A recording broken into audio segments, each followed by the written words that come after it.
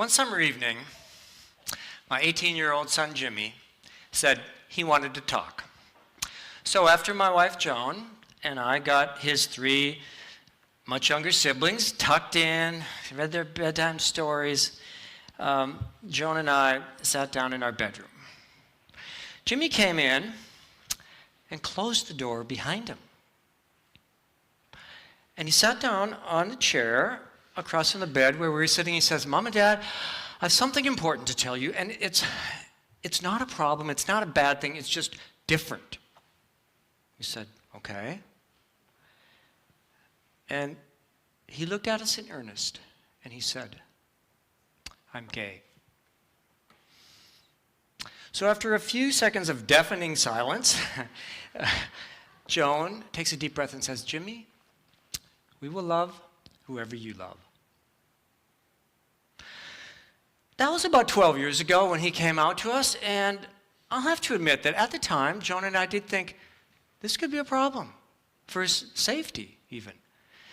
And as his father, I had this feeling that somehow I had failed him, and maybe because of that, he wouldn't have a chance to have kids of his own. So I'm a cardiologist, and I like to imagine the world through the eyes of a hunter-gatherer ancestor for clues about how to thrive in the modern world. But viewed in the light of evolution, homosexuality seems to be a real self-defeating, non-productive strategy. I mean, gays have 80% fewer kids than heterosexuals. This is a trait that ought to go extinct in a few generations, but down through recorded history in every culture, and many animal species as well, homosexuality has been a small but distinct subgroup. If this were a genetic error, natural selection should have long ago culled this from the gene pool. So while I was pondering this paradox about the natural origins of homosexuality, our babies grew up. Jimmy has three younger siblings who adore him. He has this magnetism and this charming wit that helps them feel happy and relaxed. And one day while contemplating this Jimmy effect, it suddenly dawned on me. Homosexuality is not so much about sex, it's really more about survival. The family's survival. So us, Homo sapiens, we are among the most social species on Earth. For us, it's not just a kill or be killed struggle for existence. It's a snuggle for existence. You know, an ability to love our family and bond with our group determines, in many cases, whether we survive or perish. So it's the survival of the fittest family, not the fittest individual. So you share 50% of your DNA with your siblings. Your nieces and nephews share 25% of your DNA. From evolution's perspective, you have the same genetic success if you raise one child on your own or you enable a sibling to raise two children. From evolution's perspective, this is all about cooperation and altruism. Homosexuality is genetically programmed altruism. Gays are designed by nature to help us be kind to one another, like Ellen DeGeneres says. So E.O. Wilson, probably the greatest evolutionary biologist since Darwin himself, says homosexuality gives advantages to the group by specialized talents and unusual qualities of personality. So a society that condemns homosexuality harms itself. So what does Professor Wilson mean by unusual qualities of personality? Well, let me tell you about our dear family friend, Jenny. She is 35, single, straight. She was telling us she is looking for a man who's smart and funny, who's sensitive, who's a good listener.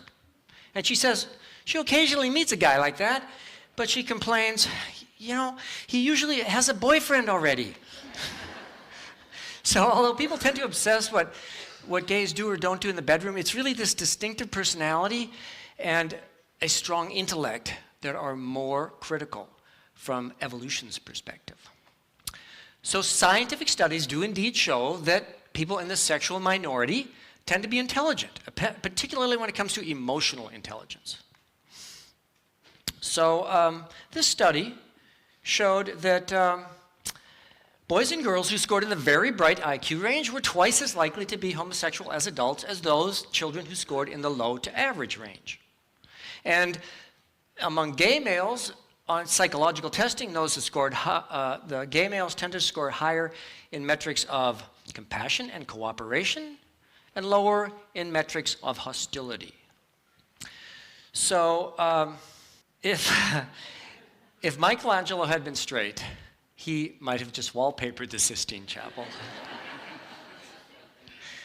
Songwriter Sam Austin says, homosexuality is God's way of assuring the truly gifted aren't burdened with children.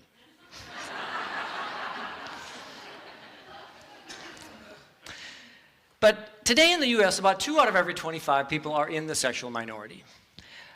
Diversity is nature's secret weapon. If all males were gay, that would be a problem. But if all males were warriors, we'd always be at war. The recipe for a successful human culture is a synergy of many different ingredients. Homosexuality is like a catalyst to help emotionally connect groups of people together. For heterosexuals to disapprove of gays is kind of like the white flour in bread disapproving of the yeast. So if your genome is your hardware, epigenetics is your software. You have many different DNA programs downloaded on your DNA. And epigenetics chooses from among these to determine which version of you actually is the best fit for the environment. So ants, you probably didn't know it, but are another highly social species that have epigenetic mechanisms very similar to humans. These two are identical twin sisters. Huh? Even though their DNA sequences are exactly the same, this one, the worker, is a brainy little scurrier who goes out looking for food, whereas the one on the right, the soldier, is obviously a brawny one to fight off enemies. So the queen ant epigenetically orchestrates this by placing different epigenetic tags on the developing ants. So she places tags when the colony is under attack to uncoil the DNA and light up the genes to make the soldier. But when the colony is hungry, she puts different tags to uncoil the DNA and epigenetically create the conditions for the worker. So in this way, the epigenetics, this is the dynamic power of epigenetics. It changes our genetic expression so that we're born with traits that allow us and our families the best chance to succeed in the current conditions. So you probably have gay genes in your DNA. But unless they were turned on in your mother's womb, they remained coiled up and silent. A recent groundbreaking study from UCLA found that by looking at a group of men, some gay, some straight, and looking at epigenetic tags in 9 different sites, they could predict with 70% accuracy their sexual orientation. So what conditions in the uterus turn on those gay genes? So for a male, your chances of homosexuality increase in proportion to the number of previous baby boys who inhabited your mother's uterus. So for every older biological brother you have, your chances of being born gay go up 33%. Long before we invented the pill, nature devised homosexuality as a prescription for birth control. After 4 straight heterosexual males, nature says, enough already. And the mom's immune system switches on the epigenetic switch, so a gay male is born into the family. This one will not be overburdening the clan with yet more mouths to feed in the next generation. Sometimes more isn't better. And he's not going to be killing his brother in a fight over who gets the girl.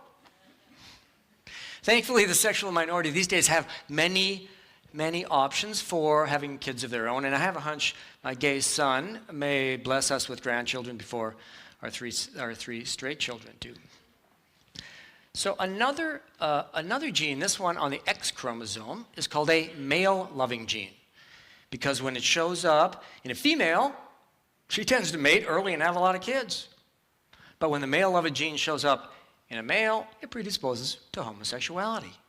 So this is another gene that balances a family destined to have a large brood of kids and grandkids with an occasional gay son whose natural tendency to promote togetherness could improve the chances of survival for the whole family. Now, I apologize. We have a lot more science about sexual orientation in men than in women, so this talk is mostly about gay males, though I have no doubt that female homosexuality is also a natural variation that is advantageous for the family and the community. But Jimmy has no older brothers. Why is he gay? So when Joan was pregnant with him, we discovered a large cancer growing in her chest, metastasis in the neck. It was a scary time. She had to have radiation therapy to her chest while Jimmy was still in the 3rd trimester. It was a rocky start for little Jimmy. Miraculously, they both survived and are in great health today. But in fact, severe prenatal stress does predispose to homosexuality. In this study, 37% of gay males reported that their mother suffered severe prenatal stress, compared to only 3% of heterosexual males' moms. This is kind of like the Queen Ant, where the mom is placing epigenetic markers on the baby to change his identity to help the future welfare of the family. It's as if the mom was saying, I'm in trouble here. I need a kind and clever ally to help me hold this family together. So to summarize, if the family is flush with plenty of kids, and or it's a stressful place and time, nature occasionally flips these epigenetic switches to turn on the gay genes. This alters brain development that changes sexual orientation and also improves emotional intelligence. I have no doubt that Jimmy was born gay. Here's his first birthday party. When he was 3, he said, Mommy, when I grow up, I want to marry Daddy. Now, some parents send their kid away, to well-meaning parents to a conversion camp to pray away the gay. You might as well send the kid to a camp to convert his eye color from brown to blue. Not happening. But Jimmy is like social glue holding our family together. Whether his brother Evan gets beat up in a bar fight, or his sister Caroline gets dumped by a boyfriend, or his sister Kathleen gets busted for plagiarizing Wikipedia. They know Jimmy's made them feel like they belong to something bigger than their problems. So, storytelling is the great survival skill of the Irish, and right here in Dublin, 162 years ago, one of your finest storytellers was born, Oscar Wilde. Oscar went away to the University of Oxford, where he met a young poet named Bosie Douglas. Their long-standing, openly gay relationship infuriated and humiliated Bosie's father, Lord Queensberry. I'm not making this up. who was so mad that he eventually had Oscar arrested for gross indecency, thrown into a dungeon for 2 years of hard labor. Oscar died 3 years later, a young man. Oscar wrote, "Always forgive your enemies. Nothing annoys them so much." But these days, open homophobia is being replaced by more of a subtle heterosexism, where people in the sexual minority are often considered second-class citizens. Boy George says there's this illusion that homosexuals have sex and heterosexuals fall in love. That's completely untrue. We all want to be loved. I agree. Among all the things in life it'd be hardest to live without, love would come first. But indoor plumbing and toilet paper are pretty high up there too, right? I want to tell you about one more study. This one, a heartbreaking nationwide study from the US that looked at US teens, and they found that those in the sexual minority were twice as likely to be bullied, 5 times more likely to have attempted suicide. 29% of gay teens had tried to kill themselves. These days, around the world, many countries, it's illegal. Illegal to have same-sex physical intimacy. In many countries, it's punishable by death. In the red countries, it's punishable by imprisonment. In India, the law states 14 years to life because homosexuality is against the order of nature. Except that it's not. Nature prescribes homosexuality at specific times and places and endows these people with special traits to help the people around them flourish. What is against the order of nature is the ongoing persecution of the sexual minority. These are not confused or defective people that need to be cured or punished or ostracized. They need to be accepted for who they are and embraced. They make us better. If you'd have told me 30 years ago, as I held my baby boy, that he would grow up to be gay, I would have been devastated. But looking back, I see Mother Nature knew what she was doing. Her clairvoyant intelligence, forged during eons of evolution, instinctively knew my family would need the advantages of a gay son. Now, admittedly, the science of homosexuality is still in its infancy. But as his father, what I can tell you for sure is that Jimmy is exactly who he was meant to be. And my family is stronger and happier because he's in our clan. How about you? Can you set sex aside? Realize gay men and gay women are essential to humanity. We're like the ants. It's in our diversity where we find our collective strength. Thank you.